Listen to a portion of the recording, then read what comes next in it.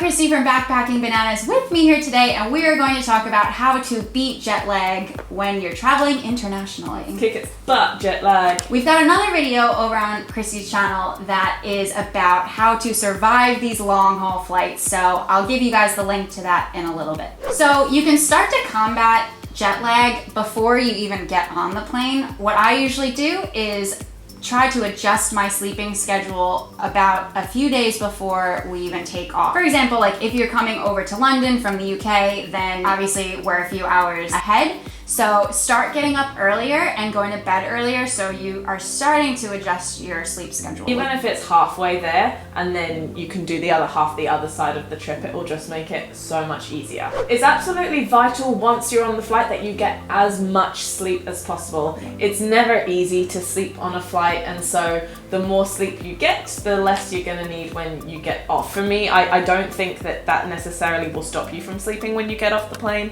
but yeah, just get as much as you can. It's a hard thing to do, but the more you get, the better you're gonna feel. Here's how I try to get as much sleep as possible. First of all, I make sure that I drink as much water as I can, but also not too much water, because then otherwise I'm gonna have to get up and pee every 5 seconds. Yeah, which is not good, especially if you don't have an aisle seat. Yeah, climbing over people is not the most convenient thing to do on a flight. I used to try to make sure I had a glass of wine with dinner when I was on flights because I thought it would help me sleep, but actually it makes me feel worse.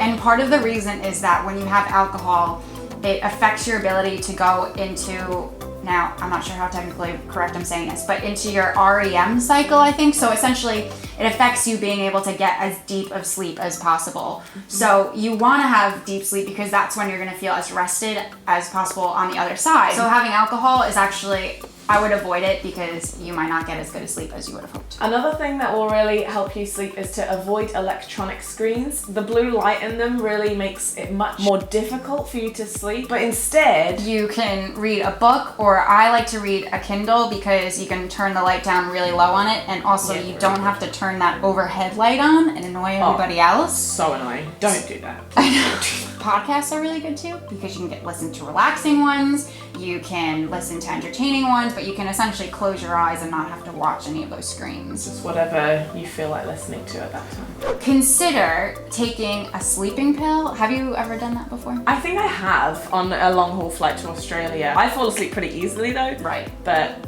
they do work very well for people who don't fall asleep very Yeah, easily. that's how I am. I really struggle to sleep, so I try to do it as little as possible, but if I have a really long flight that I must be somewhat awake for at the other end, then sometimes I'll take like half of a sleeping pill just to give me that little bit of edge to finally actually fall asleep and stay asleep a little bit longer than I usually would. Do be careful with sleeping pills though, because you can get into quite a dangerous cycle of if you take it too late on in your flight and then you have to get off but it's still kicked in and you're just so drowsy you can't even function. So just make sure you take it at the right time where it will only be on the flight that you're going to fall asleep. Some of my essentials for being able to sleep on a flight are eye covers to block out the light, warm fuzzy socks because it is actually scientifically proven that if your feet are cold it's much harder to fall asleep. I also, if I can fit it into my carry-on, bring an extra blanket. I always do this. Yeah, it really helps so much because those little blankets on the plane, they don't do anything really. No, and also you don't always get a blanket on the plane, especially if it's a short haul flight. They don't tend to give you blankets, but you still get cold. Essentially, if you bring that, it's just gonna help you to stay warmer and also just be cozier, and that's gonna help you sleep too. And then probably the hardest part about dealing with jet lag is once you arrive to your destination and you have to stay awake that first day. Yes,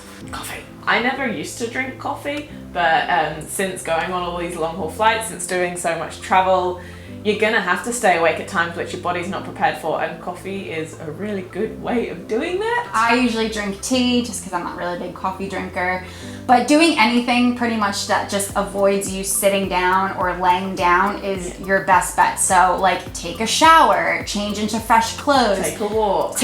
Walks are perfect for that because then you can go and explore, but like you're still keeping yourself awake. And expose yourself to the daylight. Don't just stay in whatever dark room that you're in. Your body will adjust so much easier if you're going with the daylight that's out there. And then essentially just keeping yourself awake as long as you can, at least make sure it's like nighttime, I guess, like you said.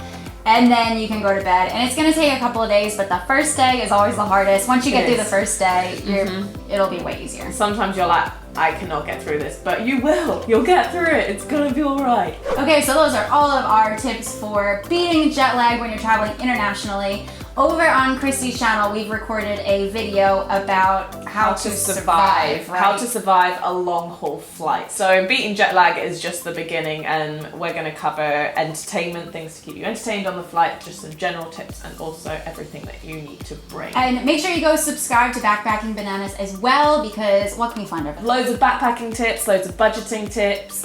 Follow me around, vlogs, everywhere that I go. I'm a little bit weird, so if you like that, then go subscribe to my channel. So click here to have a watch of the video that we've done together.